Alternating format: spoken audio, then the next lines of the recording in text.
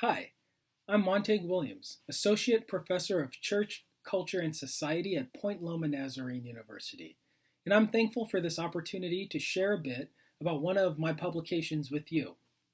I thought it would be most helpful to focus on a publication that you could use in the life of your congregation right away. In the midst of all of the happenings with COVID-19 and the need for church life to happen via remote locations or via Zoom.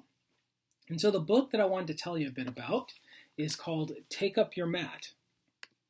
Take Up Your Mat is a part of the dialogue series that was produced by Beacon Hill Press, which is now the Foundry.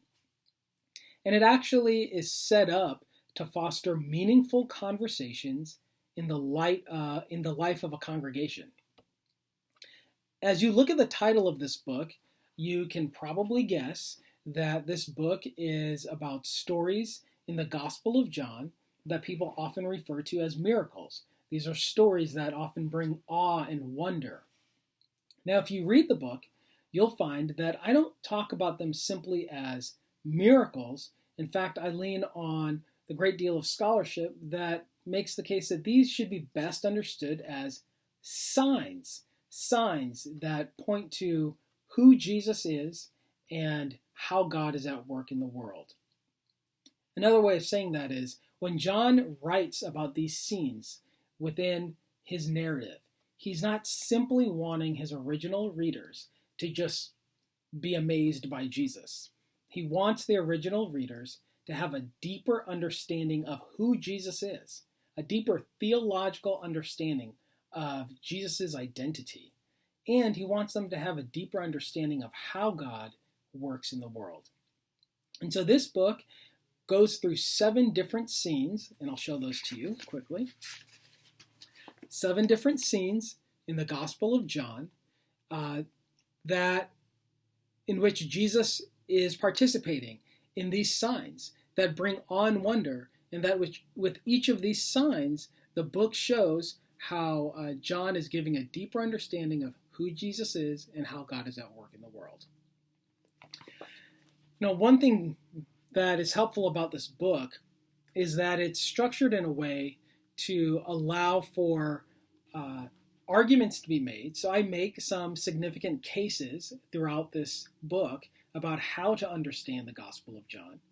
But it also intentionally opens up conversation so that people who are reading with different lenses or coming at it with different stories that they're bringing, or even just a different sort of interest, folks can come together from different perspectives and still engage in this book.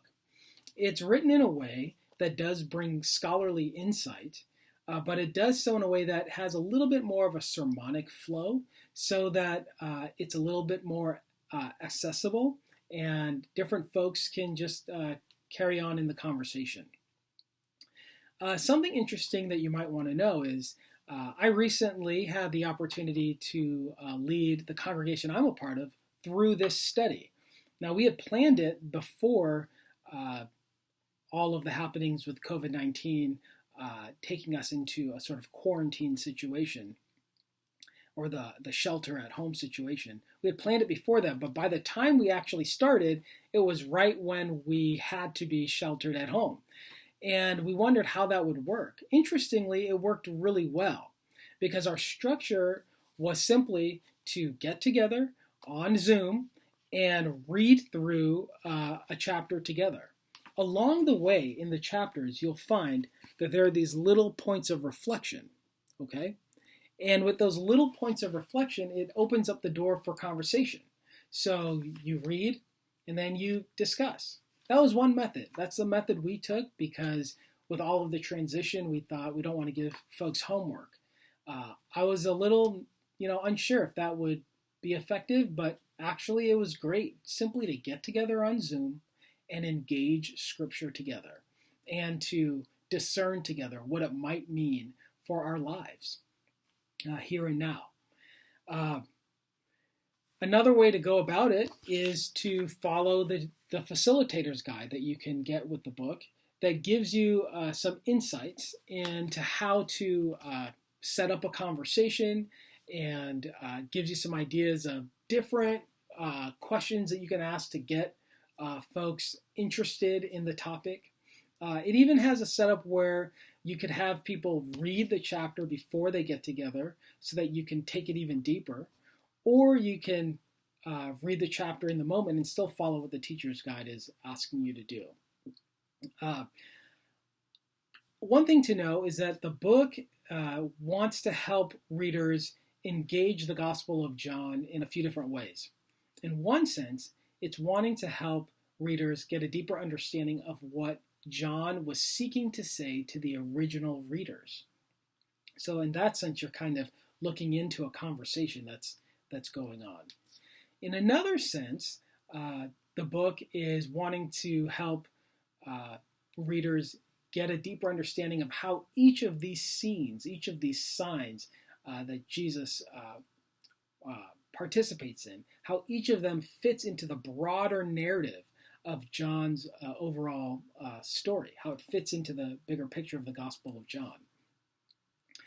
In doing that, you see a lot of narrative analysis, but then you also see some fun with word studies, because John makes use of words in some unique ways along the path, and you see them show up in these stories.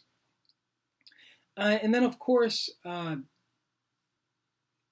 one of the bigger goals is to really ask the question, what does this mean for us today?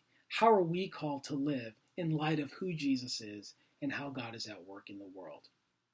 And it is a conversation that can invite people from different levels of interest and intrigue, and even just like different places of where people are in their life of discipleship with Jesus. I want to say that this book can be helpful for group study, and I think that could be really helpful right now, just as folks are trying to figure out ways to have community. It can be helpful just to center a conversation on, Jesus in Scripture. It also lets people bring together their different perspectives so that you can engage Scripture in a meaningful way that's not just telling people what to walk away with, but allowing people to participate in that conversation of discernment.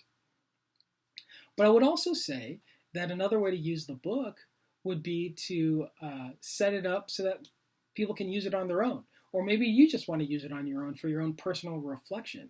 A lot of these dialogue questions could easily be journal questions. A third way to think about this book is sermon preparation. Because the book engages scholarship and it's seeking to invite readers into the conversation, it really can serve as a good place to turn, like a backdrop for your sermon preparation. So let's say you wanted to do a series on those 7 scenes. This could be a place to turn as part of your weekly preparation for that sermon. Or you could actually do a combination of both to foster a conversation midweek around the passage and also have a sermon, whether it's before the conversation or after the conversation. I think you could use it in a variety of ways, but I think it's just most helpful for helping foster community in this current moment when people are wondering about community and wondering about what the church is, and just trying to find ways to get together in meaningful ways. Along those lines, it is also important to know that as these passages look at questions around healing and the reality of suffering, and people's questions about why someone is not healed or why folks are going through suffering, engaging this study can be a helpful way of just helping people in your congregation just attend to the current moment. There is a lot of suffering and pain going on. There are disparities around who is experiencing that. There are a lot of questions, and there are a lot of prayers. And people are wondering, what does God do with our prayers? Engaging in these conversations, the conversations in this book, can actually help you attend to the pastoral care needs in your congregation today. And I thought it would be helpful to tell you about it because I just finished going through this book with the congregation I'm a part of, and we had a good time. Now, I will say that being the author of it was somewhat of a help, but I even intentionally sought to distance myself and allow what's read here to be the guide. And I think that is also a helpful tool, is that you can let this be the guide and take the pressure off of trying to figure out how to do all of your preparation for a Zoom conversation. Let that go away a little bit and focus more on who's present, and just let this be a guide and follow the steps, have the conversation, and enjoy each other in the process. However you use it, that's fine.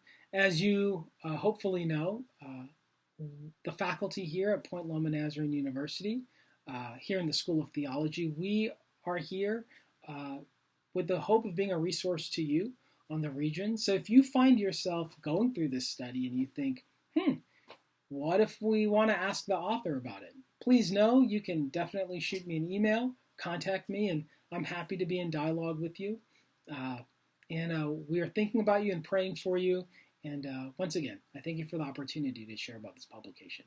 God bless.